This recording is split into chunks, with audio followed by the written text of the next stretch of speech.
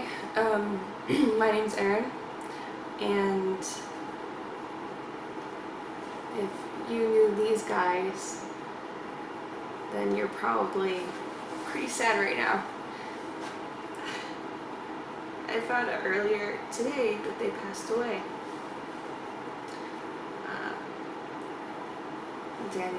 Daniel, Joshua, and John. I went to Kettering University with them, and sometimes I'd be over at the fraternity house, and the whole house was just full of guys who had so much energy and happiness, and they're really good at bringing levity during some really difficult times. And so to the people who know them now and are grieving, I wanted to say that if you think of something that's funny and it's just too inappropriate to say out loud, say it out loud, because I think they might be whispering in your ear.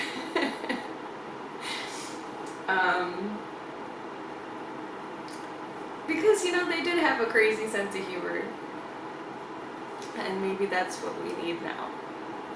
So if you have a thought of joking about something like out of all the people who this could have happened to, I really wish it was anyone else, like you, or definitely you, or maybe even you, or those lucky bastards. They got off this planet and they left us here, because that's the kind of thing that if they could talk to us, I think that they would be joking about. Now, I didn't know the three of those guys too well, but I did know John Camilleri in a kind of weird way, but a beautiful way. We had a very strong, symbiotic relationship that was platonic, and we didn't even hang out together, but he was a very important person in my life, and he told me that I was one for him too. So I want to tell you about John. And there are some things that I wouldn't have said when he was alive.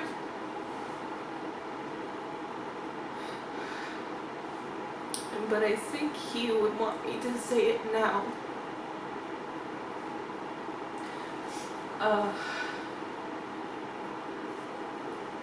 So when I first ran into John back at Kettering, I think I might have met him at the real fraternity house, but I definitely remember being at the greenhouse, and I think I was on the porch with Jeremiah, and John was leaving. It was like a Friday night, and it was one of the first weeks back for the summer, and he was going to be driving back to Buffalo, and I'm from Rochester, New York. And he was going to come back before classes started Monday, probably right before classes started Monday. And I forget when he realized I was from Rochester, but it was like right before he was about to get in the car. He was like, "Hey, I'm going to Buffalo." And then he was like, "Oh, wait, you're from Rochester? You want to come with me?" And I think Jeremiah was like, "He's cool, like, he won't be weird, you can go." Like, he was vouching for John, that he wasn't a creeper. And I really wanted to go, just because it was like this spontaneous thing, and and I was kind of feeling a bit homesick, and it would have been good to just quick go back, get some hugs in Rochester, and head back to hell in Flint, Michigan. But I was like doing all these calculations, and I was worried about the logistics, and I was trying to make this really quick decision. I was like, he's like, and I'm going. So bye, I guess you're not coming. And I was so pissed at myself on one hand, but then on the other hand, I was like so amazed at this guy that he was that spontaneous. Now it was different for him, of course, because he had the car. He didn't have to worry how he was going to get from one city in New York to another city in New York and then back again to get the ride back. But the thing is, by him asking me, that meant that in reverse, if someone had said, hey, I'm going back to Rochester, do you want to ride to Buffalo? He would be like, okay, sure. He would get in that stranger's car, And so I was like, I was in awe of him. Like he wasn't my spirit animal, but man, I would have wanted that. I was like, man, I just wish I had balls like that. So I was never actually worried about him being a creep or anything. It was just the worry of not being able to figure out all the details that held me back. And later on, Jeremiah told me, I think years later, he was like, oh yeah, John, he lives in Buffalo. He has like this side business. So in addition to the engineering curriculum that he's putting himself through, in addition to the job, he also has a side business where he rips apart Jeeps, and he's making bank. And it just sounded like this guy had everything figured out. Like he had no fears. And he just attacked life and just won. He just won at everything. And he was fearless. And I'm like, this guy's amazing. I want to be like this guy.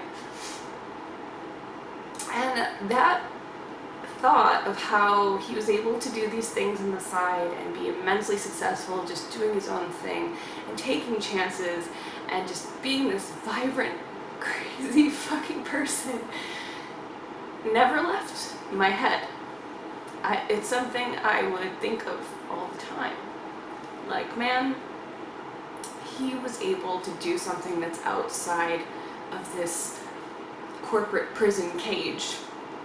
So that means that maybe I can too. And so for many years, John was just like this ideal that I wanted to reach one day from what I saw of him on the outside. But I didn't really know who he was on the inside because I never took that trip with him to New York. I never really got to know him back then.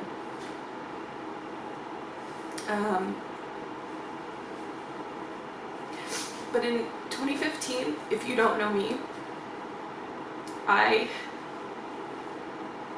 was either going to have a mental breakdown, or I told myself if I couldn't find a new job that wasn't going to crush my soul, I was going to sell everything I owned and just leave the country and try to figure out a new way. Try to figure out a thing like John Camilleri did.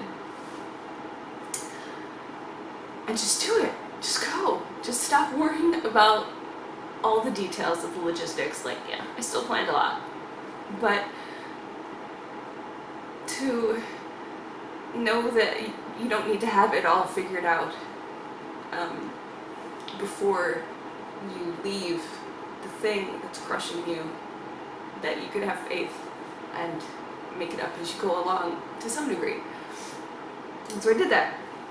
September 2015, I quit my corporate job. I was drowning in student loan debt. I went to Ireland. I lived in the woods. I got kicked out by immigration. Had to use the rest of what was left to find a new place to live, which ended up being backpacking through Asia, because that's all that I could do with the money I had left.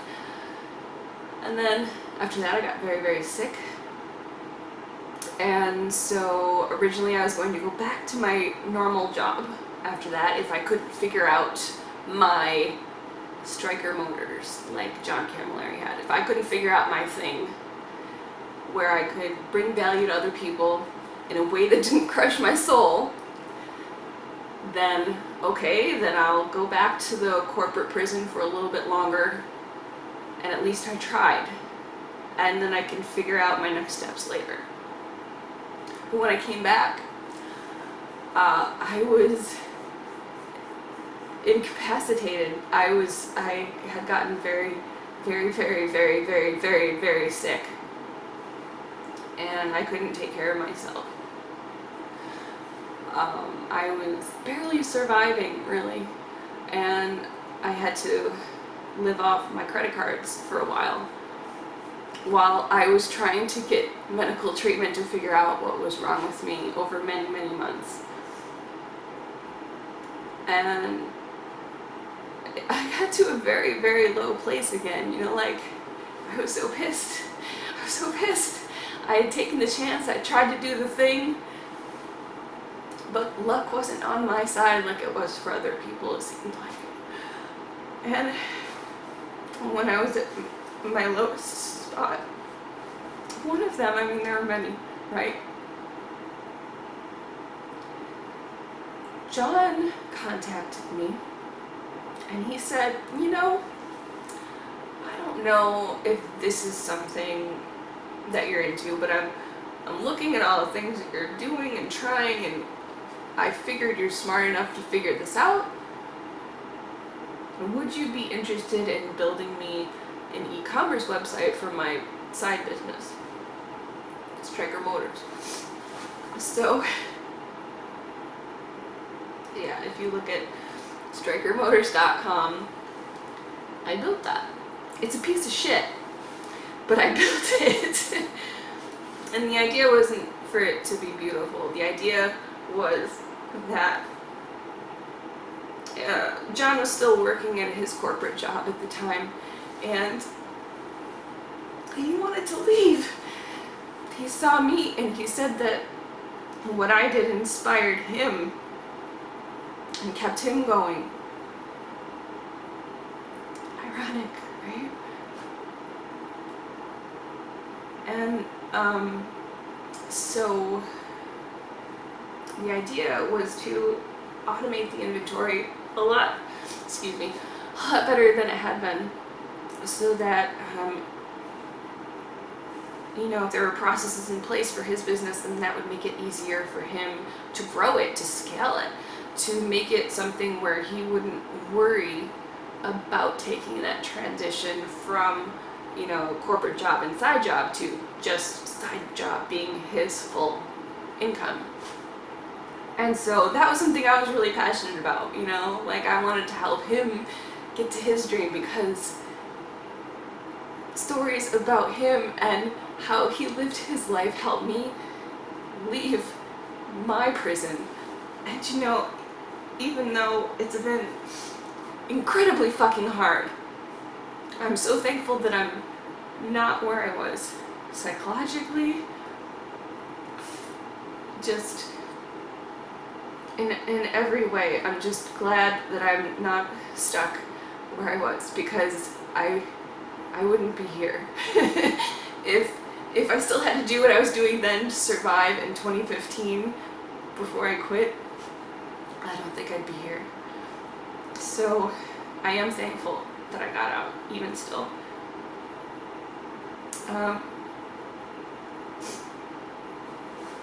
So he contracted me to figure out how to build this e-commerce website,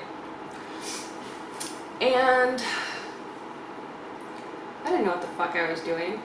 But I'm like, I'm gonna figure it out, and I spent many, many, many hours trying to do it. But really, at the end of the day, I don't think for him he really, really cared about what this website looked like. I think he was enough like me that he knew that I didn't want handouts, and he wanted to give me a leg up. And man, I was on my like bottom fucking dollar. I remember walking through the streets of Manhattan, crossing a corner, and he was asking me if, you know, like I'd gotten, I forget how the payment came through, if it was a wire or PayPal or what, but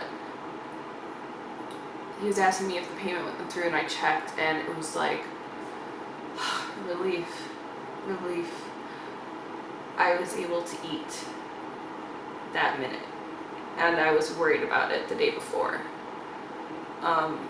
And it kept me going for a while when I had nothing else coming in at that time. That this stupid thing that I did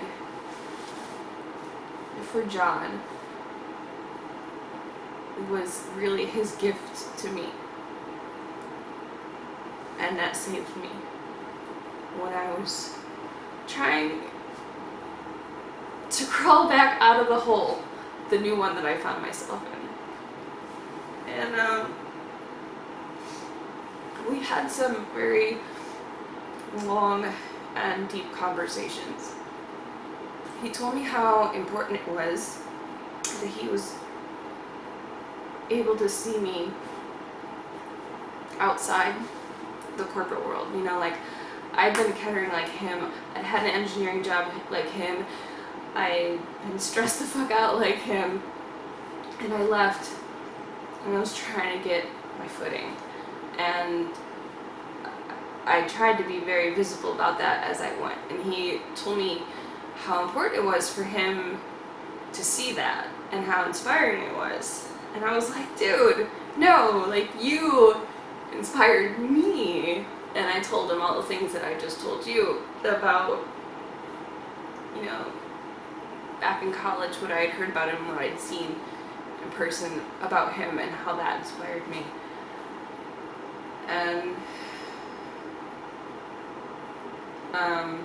And then I learned that he wasn't really as free-spirited as I took him for. I found out that he'd been suffering even worse than I had been in my corporate job. And he told me, do you remember that story about the guy who jumped in the Niagara River? I said, no, I hadn't heard that. He said, that was me.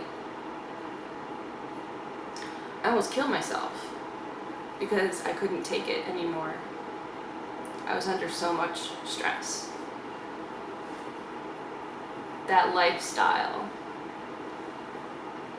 is so stressful, and it varies by job to job, company to company, but people don't realize, you know, the engineer in your family, you think that they're rich and you think that they have an easy life because they're not, you know, holding a jackhammer all day.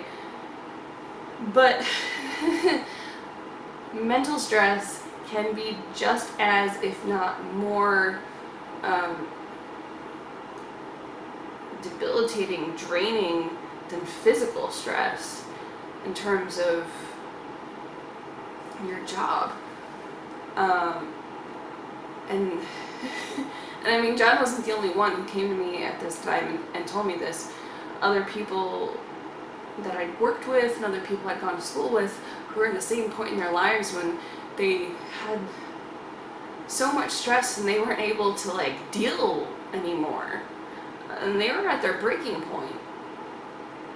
And it's a widespread thing. I mean, there aren't too many people that have sympathy for us. So there's no one we can talk to. Everyone's like, oh, well, you're just an engineer. Oh, well, you just have so much money. Oh, why did you throw all that away?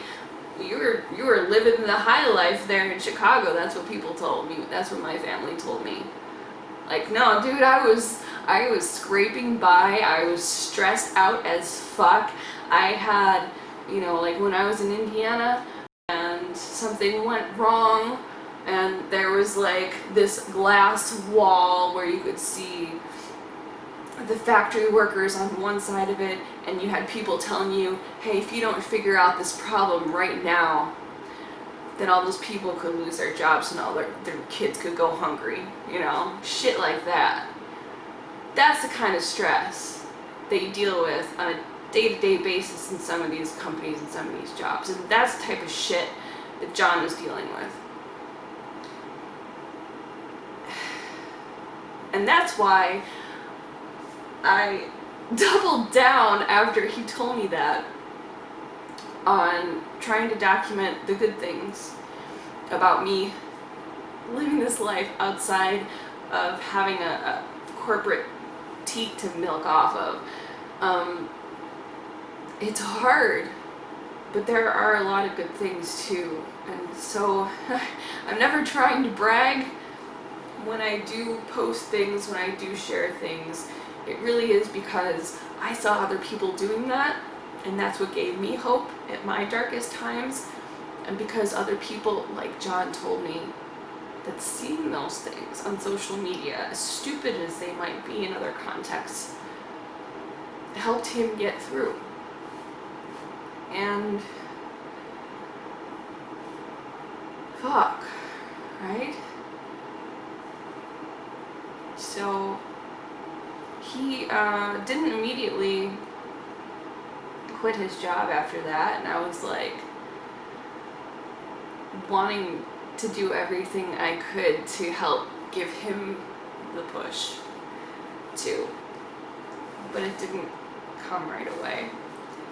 And back in in September last year, I was thinking I might have enough of my own engineering contracts coming in and my own independent business that I might have enough money to just like finally hire someone legitimate to like give him the schnazziest fucking website ever and like do it up to the nines, as a thank you to him. That was my plan. I had been actively looking for people to do that. And now I won't have the chance. But, I don't think it would have mattered to him that much. What would have mattered more is something else he told me.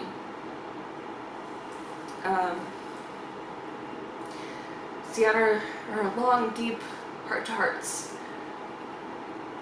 the topic of death also came up. And he told me that he just really wanted to be remembered. He wanted to be memorialized. He wanted to leave a mark on this world where people would say, yeah, that John, he really helped me out. He was a great guy because X, because he did this for me.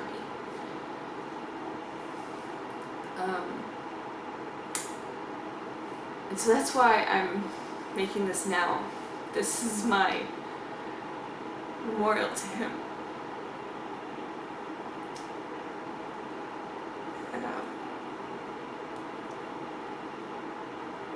so maybe the best thing that you could do for him would be to make your own memorial to John if he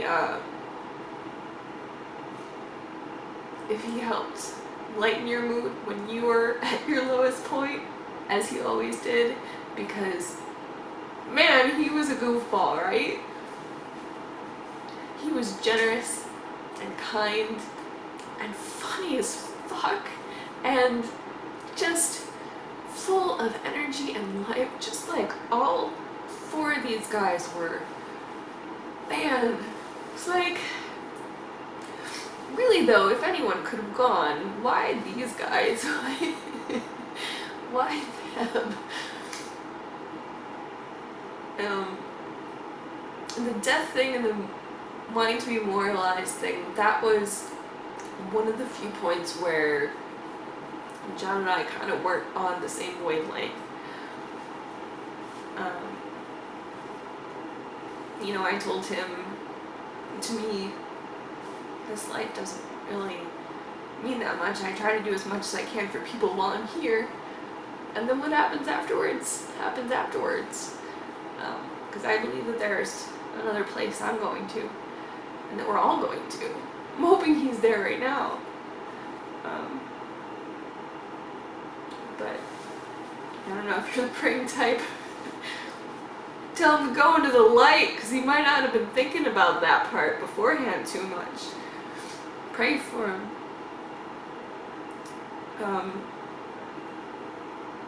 And on that topic of all the other things that he was able to be on the same wavelength with me on, just that right there for me was so important. I mean, especially this past couple months, I've had a really tough time. And, you know, I have a lot of friends, and I'm thankful for that, but damn, most of those motherfuckers don't know who I am. They will try to sympathize, and they will try to understand, and they think that they understand, but they don't. And they'll say shit like, oh, I know just what you mean, and then they'll follow that up with a sentence that proves that they have no fucking clue what I mean, and it's demoralizing. You know, after a while, it's like, shit, am I just some figment of your imagination? Am I even a real person to you? Am I just like a Sims character? But John understood, because I don't know, there's some bits of cloth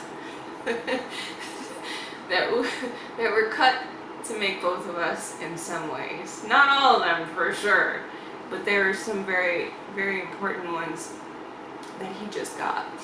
You know, like the fact that I didn't want a handout. And it was something he didn't need to say. But we both knew that what he did for me was charity. In the best kind of way that one can receive charity. As an opportunity to find a way to put your own talents to use to bring someone else value. That is beautiful. And he understood that. And it didn't need to be spoken. And his understanding how stressful it can be in the corporate environment. I mean, that, we would rant for hours about that. That alone.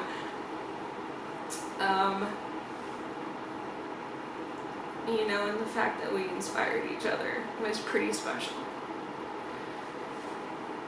Fuck.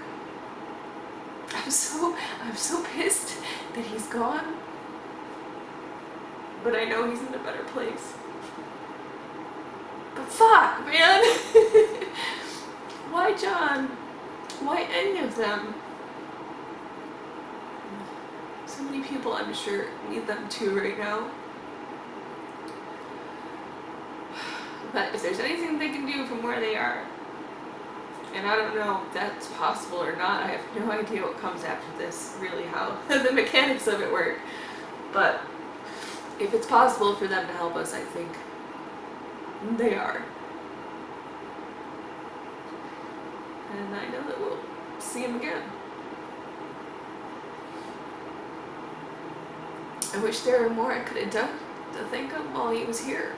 But I think I did say everything that I wanted to say to him when I had the chance.